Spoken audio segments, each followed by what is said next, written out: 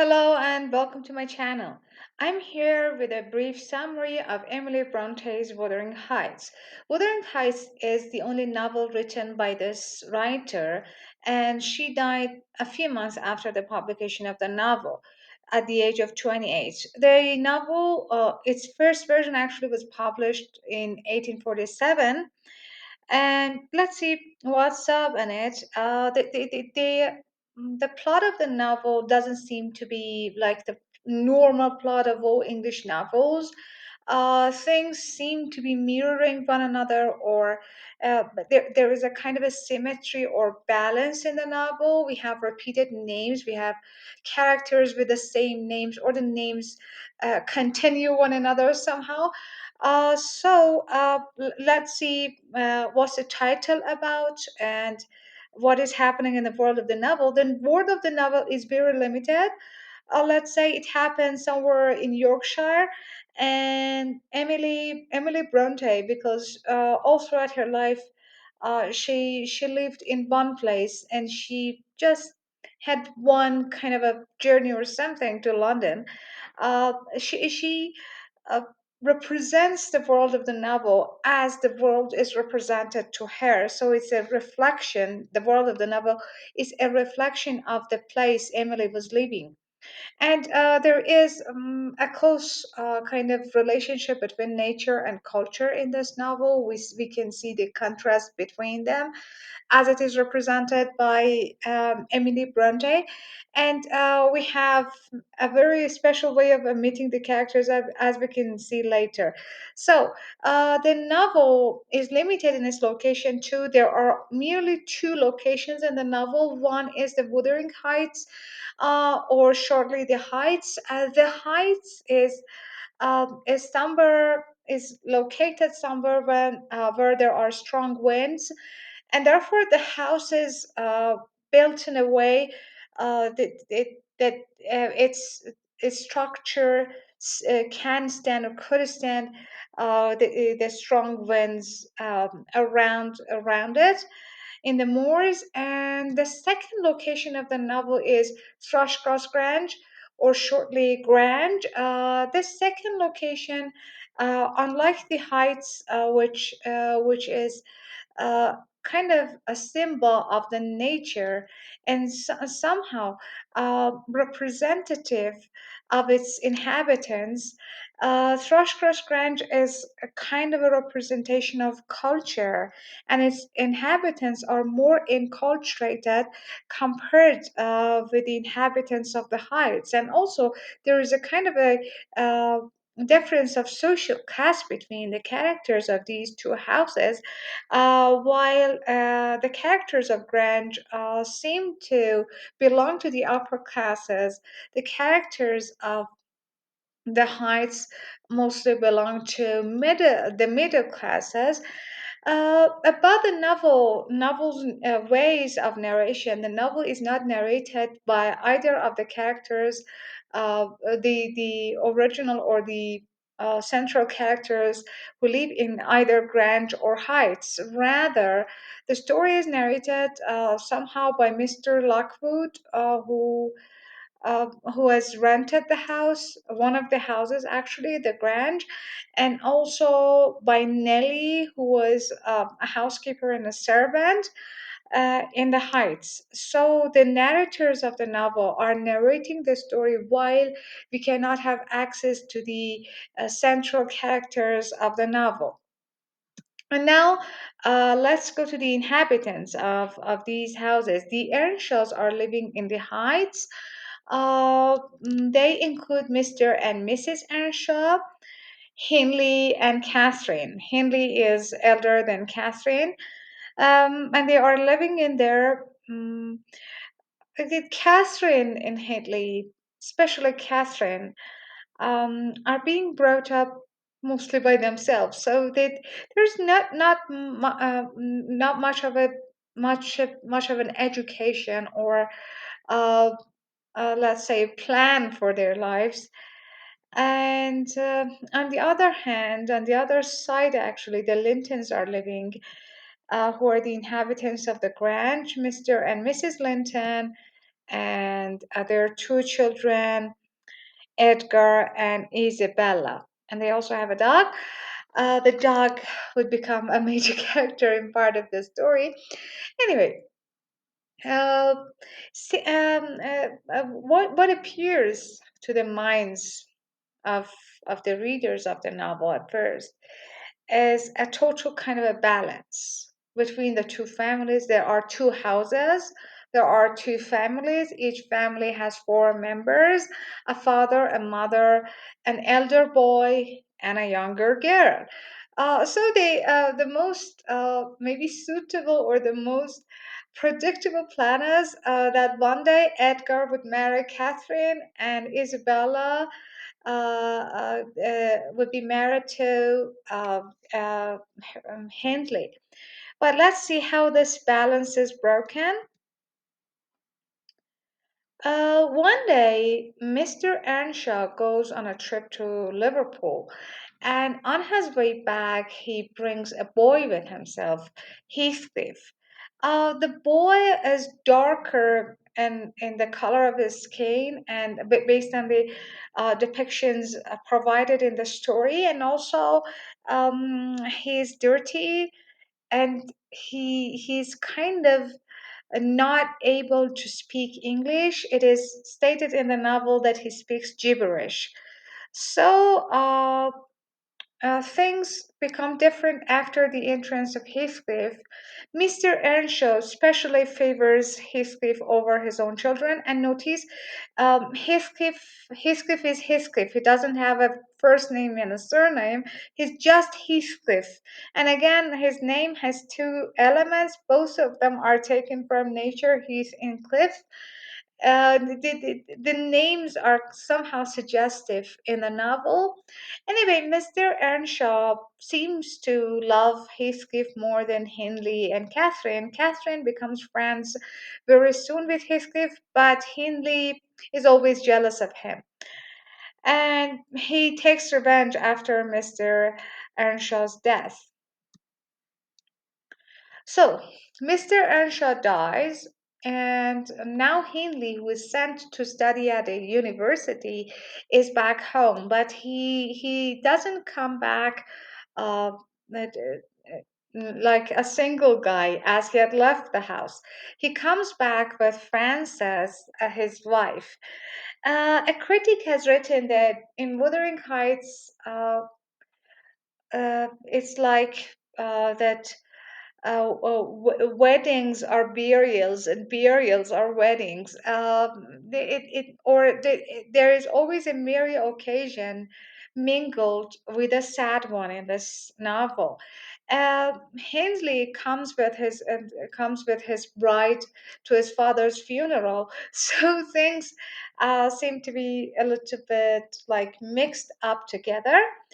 And the name Frances is also maybe interestingly suggestive, as I told you, the world of the Wuthering Heights, the whole novel is very limited, and Frances is like a stranger or an intruder, and her name is suggesting that France is in her name, like she's from a foreign country. She's not from a foreign country, but she's like a foreign country or a foreigner to the inhabitants of this limited world.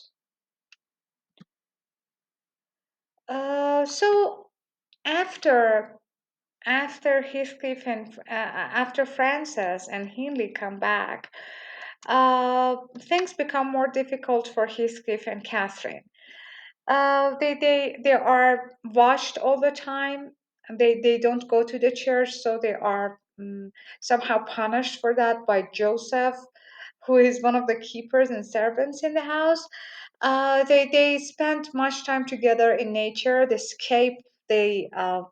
The trauma and the tension in the house, and something is also awakened in them because Henley and Frances are newlywed. So they kiss a lot. They have many intimate moments, and Heathcliff and Catherine also watch them. So they uh, develop some feelings as well, which is somehow beyond the feelings of a brother and a sister they had experienced during their childhood. Now they are grown ups, they feel for one another in a different way. But there is also another character intruding into the story of Heathcliff and Catherine, and that is Edgar. Edgar proposes to Catherine, and Catherine prefers him over Heathcliff. And her reason is that Heathcliff doesn't match her own social class. We know that the Earnshaws are somehow the middle classes, and Heathcliff is uh, belonging to the lower classes. So Catherine doesn't like to go down to this down in the social ladder. She wants to get up, and she chooses Edgar over Heathcliff. And when she is explaining her reasons to Nellie, Heathcliff is overhearing her. She tells to Nellie that Nellie, I like Edgar because he's young, he's handsome, he's cheerful, and he's pleasant to be with, and he has money. And Nellie reminds her that these all are not enough for getting married to someone. But Cassie thinks that if she gets married to Edgar, she can also provide Heathcliff with wealth and money. Heathcliff listens the first part, but he's not there to also overhear the second part in which she says she's doing that for Heathcliff. So he leaves there, and Catherine and Edgar got engaged. But in their time of engagement, many sad incidents happen, which postpones their marriage for 3 years. Uh, After that night, Heathcliff disappears. Now he's certain that Catherine doesn't like him, and Catherine, all her life, when Edgar and Heathcliff both appeared in it, was thinking about them. How Catherine and Edgar got connected is also interesting. One day, Heathcliff and Kathy or Catherine were watching um, the people in the Grange, and they saw that Edgar and Isabella, his sister, are dancing and something. And anyway, the dog bites Kathy's foot, and Edgar saves Kathy and sends Heathcliff back home. So Catherine is get connected to the upper levels of the society now. Now she's no more the Catherine she was when she comes back home. Her hair is done. She's dressed in a different way. So she got familiar with something she didn't belong to earlier. And now Edgar was kind of a gate to that world for her. And these reasons are enough for Heathcliff to leave the heist and the whole story for a long while. So after many deaths, the deaths of Mr. and Mrs. Uh, Linton, Edgar's family, and some other incidents, finally Edgar and Catherine marry. And it seems to be a very happy occasion, and they start living in the Grange together with Edgar's sister Isabella. While Edgar and Catherine are experiencing a calm life, Heathcliff reappears to once again disturb the peaceful lives of the people, both in the Heights and the Grange. This time, Heathcliff is a rich guy. We don't know where he got his wealth from. Now we know that he's not the Heathcliff who was poor and who left the story 3 years and a half um, back then. So he reappears one day in the Grange, and all the peace is now disturbed. Meanwhile, in the Heights, Hindley and Frances have a baby boy who's named Hareton. Hareton is the name, originally the name of the first Earnshaw who built the house, and his name is written somewhere around the door of this house. And again, the names can suggest something. Hareton must belong to the Heights, which is symbolically standing on the side of nature, and there is actually here in it Heriton. And well, Frances was always sickly. She wasn't a strong woman, so she dies after giving birth. The technique Emily Bronte uses to omit the characters from her story when she no more likes them to appear in it is to kill them. So many characters die in Wuthering Heights, and there is a good reason in the real life of Emily Bronte for this to happen. Emily Bronte lost many members of her family as a child. She lost her mother, which was a big loss for her, and all the other children in the family. She lost a brother, sister. Many of them were were dead, and it seems that the only way that Emily has learned from her own life is that when the character is no more part of the story, we can omit the character with death. So these many deaths in the story are somehow reminiscent of the life Emily Bronte had herself, and we have motherless children in these stories, and this motherlessness also refers back to the real life of the Bronte sisters. So Francis dies, and Hindley cannot face the reality of his life. He cannot stand losing her wife and having a baby who's motherless.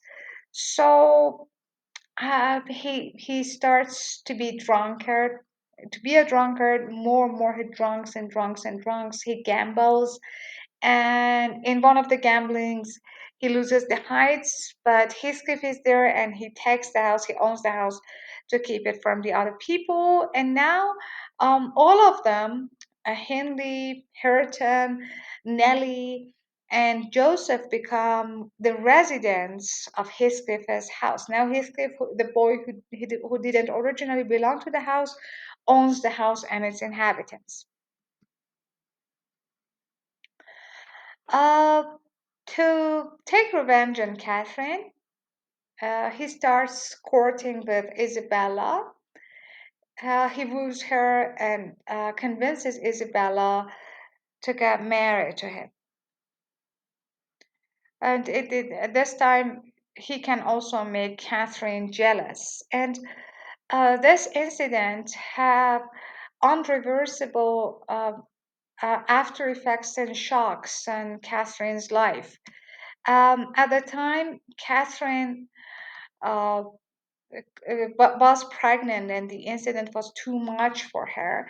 And meanwhile, Isabella and Heathcliff escaped somewhere to the north, and that they got back, and Isabella was very sorry for what she had done, but Edgar could not be at peace with her once again.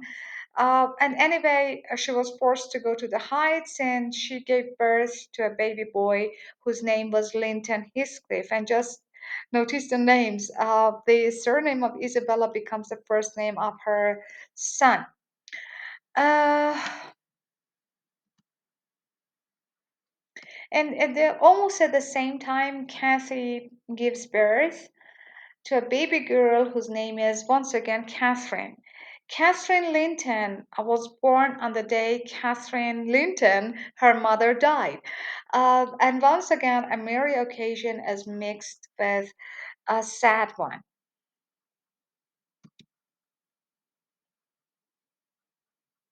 So the death of Catherine, the mother, and we have another Catherine. So Catherine Earnshaw Linton dies, and Catherine Linton is born.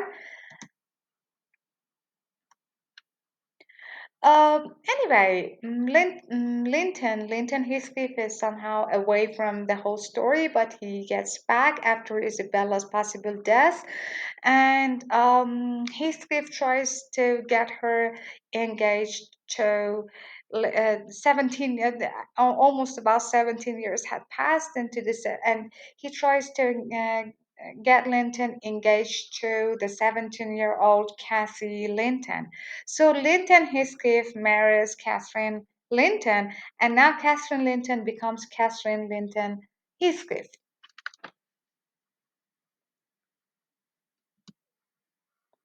And Linton was also sickly and even effeminized in the story to show that she's weak. Heathcliff compares her to women. And anyway, Linton dies too.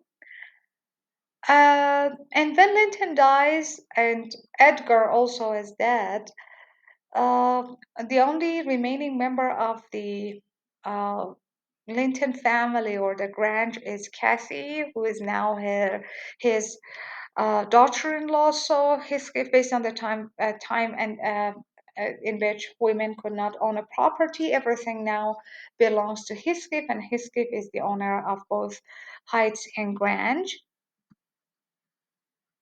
And we are now, and sorry, uh, and he actually gets the house, gives the house to Mr. Lockwood for rent. And Mr. Lockwood later on narrates Heathcliff's death. He didn't eat for some days, and he died. Catherine Linton Heathcliff finally uh, starts a relationship with her cousin Hareton Earnshaw. Hareton was kept like a servant in the house, but Cassie educated him, and finally they were each other's equal, and she married Hareton and became Catherine Linton Heathcliff Earnshaw, or Catherine Earnshaw. We have a circle of the Catherines, and Catherine, the first Catherine's daughter, could finalize the circle her mother had started. When Catherine Earnshaw, the first Catherine, was young, she had written on the wall of her room, Catherine Earnshaw, Catherine Heathcliff, Catherine Linton. She was